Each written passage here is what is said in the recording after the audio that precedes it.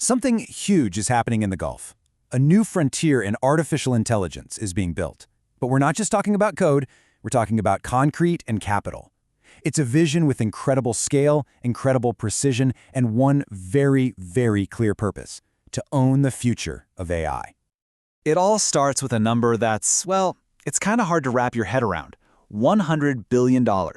That's the size of the UAE's new MGX Fund. But this isn't just about writing a big check. This is the foundation for a national mission to build an AI future from the ground up.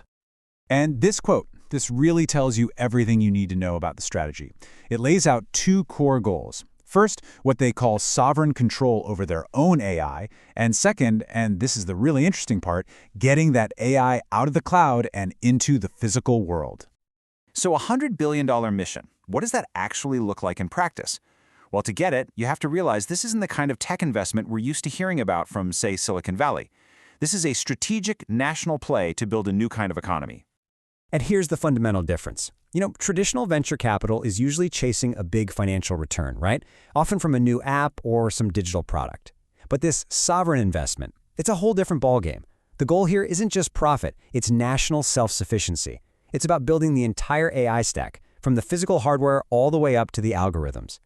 And here's how they're pulling it off. On one hand, you have that massive $100 billion MGX fund, which is there to pump prime the whole ecosystem, grow startups, build up local talent. And at the same time, you see these incredibly strategic partnerships, like the $1.5 billion deal between Microsoft and G42, which is all about securing that core infrastructure and making sure they have local ownership. See how they both point to the exact same goal? Long-term control. Okay, so this entire strategy really hinges on one central idea they call physical AI. But what does that actually mean? Well, simply put, physical AI is that moment when intelligence leaps out of the cloud and lands in the real world. It's where the code meets the concrete, where digital intelligence combines with actual physical machinery and the infrastructure of our cities and our industries. So, in the real world, what are we talking about? We're talking about industrial robots in factories, networks of IoT sensors everywhere collecting data, autonomous trucks and ships moving goods, and AI-powered drones becoming part of our supply chains. The key thing to get is that these aren't just a bunch of separate gadgets. They're all the building blocks for one single, intelligent physical ecosystem. Okay, so that's the theory. But how is this intelligence actually being used right now out in the real world? Let's take a look. Probably the most visible place you can see physical AI in action is in our cities, specifically with transportation. I mean, it's kind of the perfect test case, right? You've got vehicles, infrastructure, people, all interacting in this incredibly complex dance. Take Dubai, for example. They've set this wild goal: make 25% of all transport autonomous by 2030. Now, this isn't just about rolling out a bunch of self-driving cars. No way. This means weaving AI into the very fabric of the city, from the traffic lights to the road sensors, all connected to a central brain. And when he successfully used physical AI to run something as complex as a city's public systems, well, that's how you achieve what's known as sovereign AI. This is intelligence that's governed locally, trained on local data, and fine-tuned for the specific safety and security needs of a nation. It's the ultimate payoff of that initial goal: sovereign control. But this is about so much more than just transportation. We're seeing the exact same principles being applied to another absolutely critical sector: healthcare. And hey, there's that number again, $100 billion. This time, it's Saudi Arabia, with their Project Transcendence. It's a massive investment designed to put AI right at the center of their entire national healthcare system, from diagnostics and patient monitoring all the way to surgical robotics.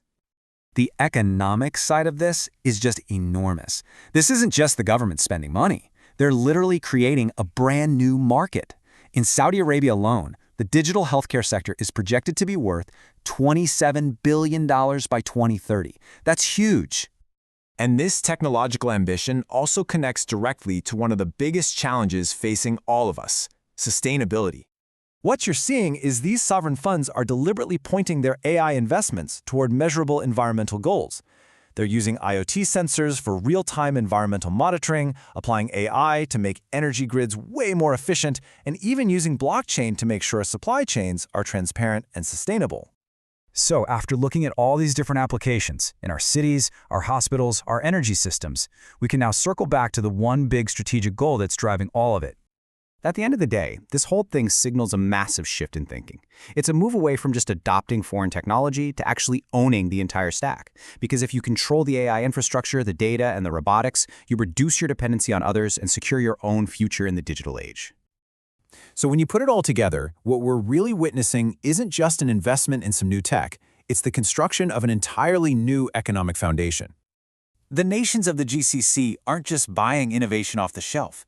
They are methodically, piece by piece, engineering the next layer of their economies. And they're using AI-driven physical infrastructure as the core building material. This is what nation-building looks like in the 21st century. And this all leaves us with one final, fascinating question to think about. What's happening in the Gulf might just be a glimpse into a future where intelligence is no longer trapped behind our screens. So it forces us to ask, what will our world actually look like when intelligence has a physical architecture? Thanks for joining me for this explainer.